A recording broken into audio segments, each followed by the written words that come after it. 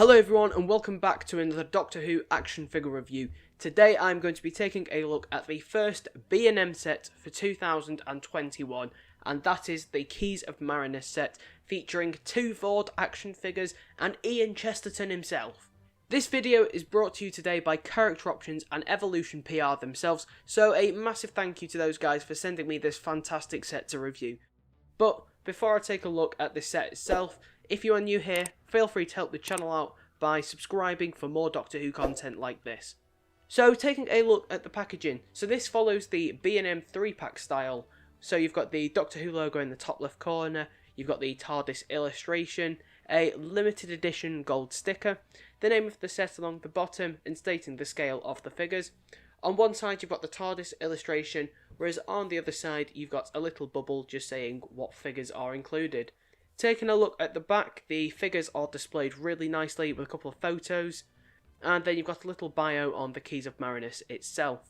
The top of the box just has the Doctor Who logo again and what is included, whereas on the bottom just has the usual legal and product information.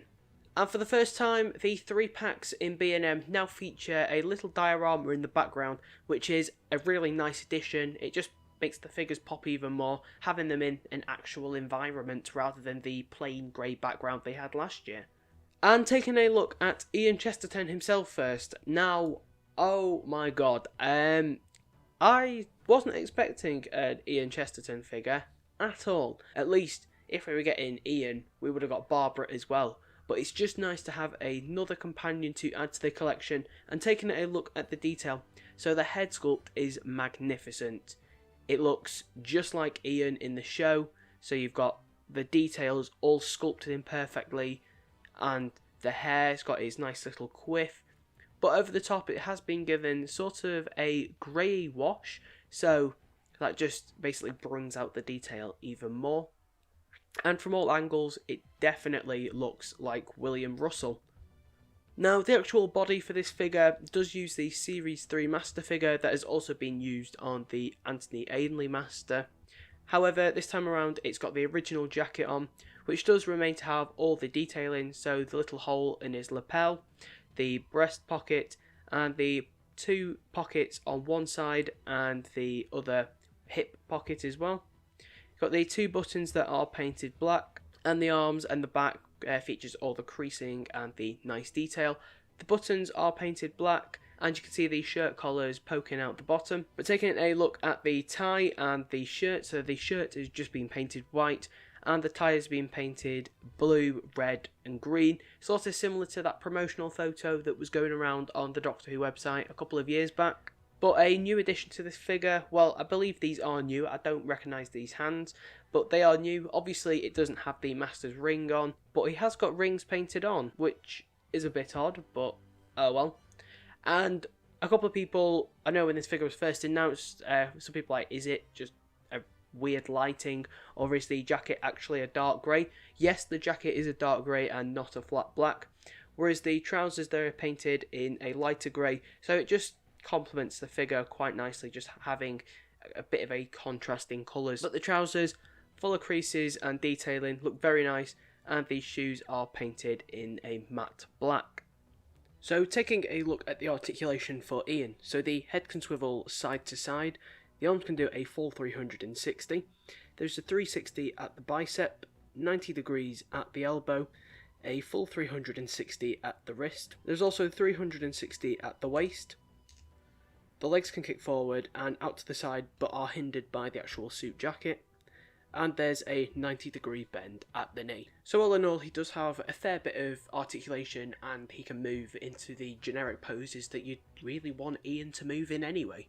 And taking a look at the Voord figures, so we have finally got some 60s Doctor Who monsters that aren't Daleks, Cybermen or Ice Warriors, and what a fantastic choice. So obviously a lot of people know the Voord, or at least can recognise them with being Doctor Who fans, and the detailing is incredible. So the actual base for this figure is the Sharaz Jek body, which was also used on the humanoid Axon figure a few years back, and I can't really complain because they were simply just like thin leotards they were wearing. But actually taking a look at the head, so these heads look fantastic. They have so much sculpting and detailing in, such as the eyes, which have been painted a glossy black just to look a bit different.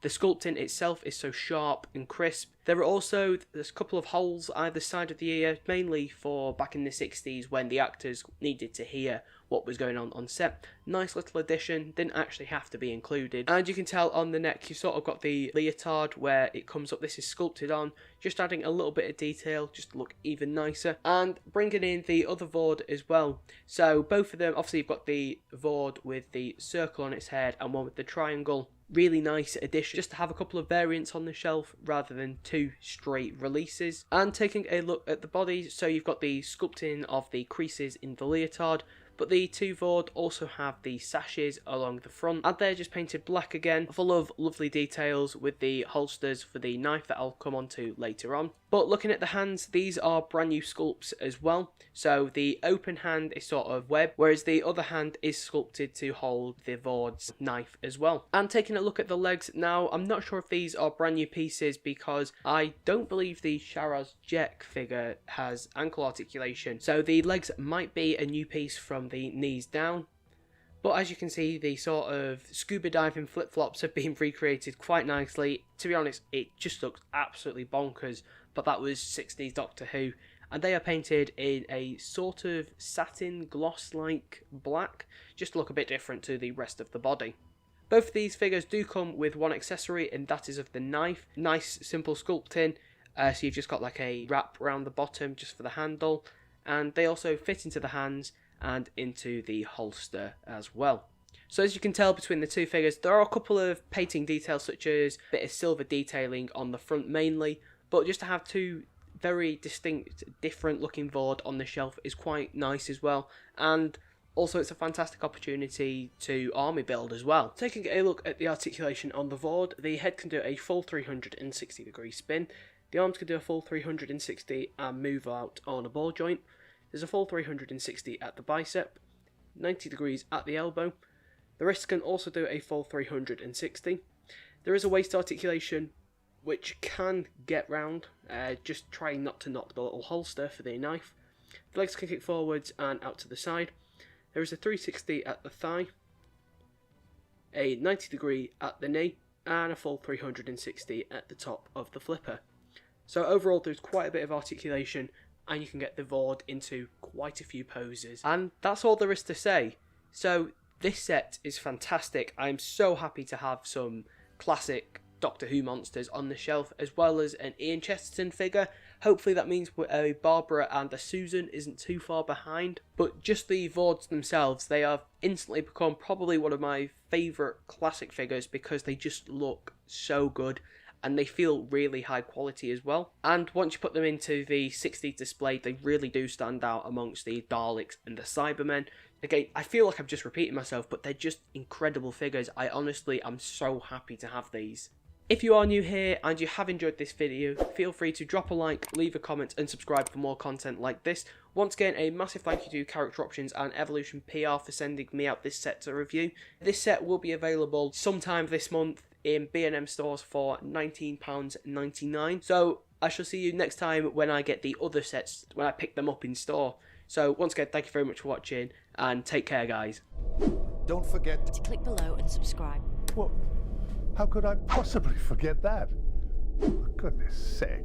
You got the message, haven't you? Don't forget.